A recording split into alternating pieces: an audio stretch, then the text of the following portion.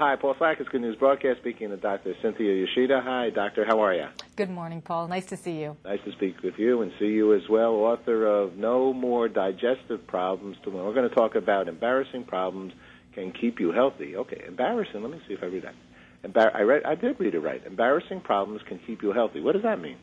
Well, you know, Miralax did this great survey in January of this year where they talked to they went to 20 cities and talked to over 2,000 women and asked them, what do you feel comfortable about talking about? Mm-hmm. And women were okay with talking about sex and politics and religion and death. But when it came to their digestive problems, particularly constipation, women tended to clam up. And that could be a problem. If you don't talk to your family or friends, or particularly your doctor, about your GI problems, it can lead to really not getting educated about a really common problem, which I think has really good treatments.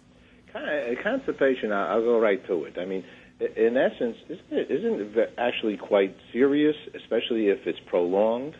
Well, thankfully for most of us, it is not a prolonged problem, and usually it does not lead to serious problems over time, thankfully. Okay. But it doesn't mean that we don't suffer, right? Yeah. I mean, when people have constipation, they tend to be bloated, and they tend to have abdominal discomfort, and it can lead to a lot of also psychological issues. You know, many of my patients tell me they feel irritable or fatigued or even sometimes depressed when they're constipated. Mm-hmm.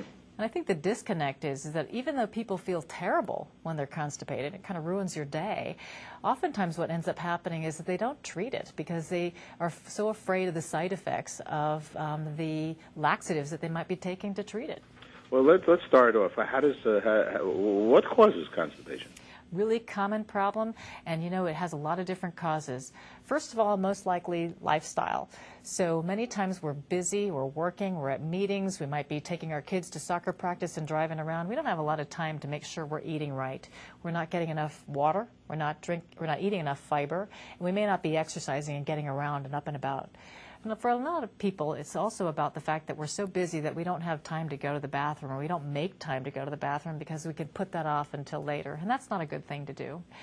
For women, it can also be hormonal, definitely times like pregnancy and menopause. It can definitely cause constipation problems. And then there's also things like medication that can cause constipation.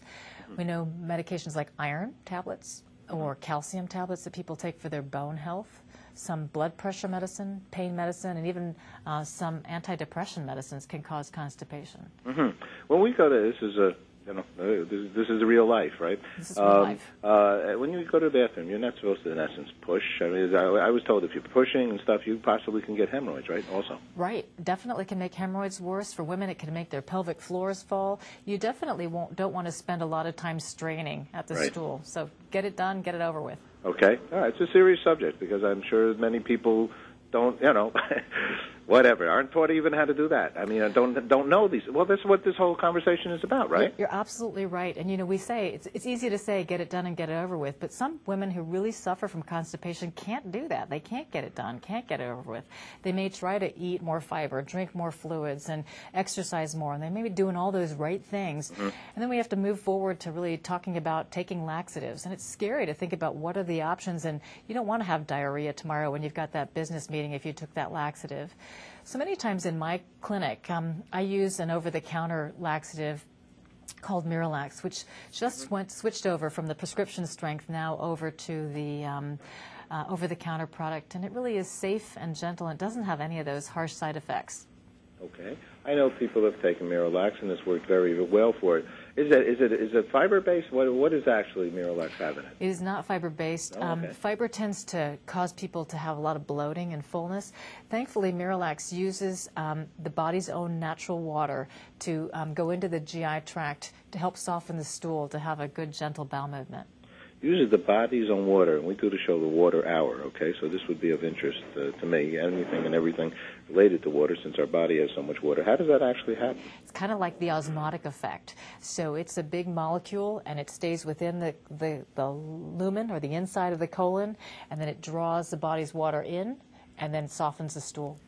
It's unbelievable. Water is A very precious commodity, isn't it? Absolutely. How about the type of water you drink? Or does that mean sodas as well, or is it just water overall? No, you're right. Fluids can definitely help. You have to be careful about the soda issue from the standpoint of carbonation and also calories. But fluids in general, doesn't have to be water. Could be juice, could be soda. Just getting enough liquid. Okay, very good. So you have a website for this as well? We do. There's a website that Miralax developed called candidconversation.com. It's a great website because it allows your viewers to have great tips on how to start that conversation with their doctor, especially about awkward or embarrassing topics. And how about with their own family and friends? Yeah, definitely want to talk to your family and friends if you can, but it's a touchy subject. Okay. All right. Well, and if you were addressing your family, how would you start a conversation like that? Oh, I think it would be really, really hard to start a conversation like that. Most of us sort of meld into a conversation. Oftentimes, though, you want to make sure that you're talking to your doctor, too, about this. I mean, it may not be necessarily dinner table conversation. When you talk to your family, though, things you might want to talk about are genetic things or family histories.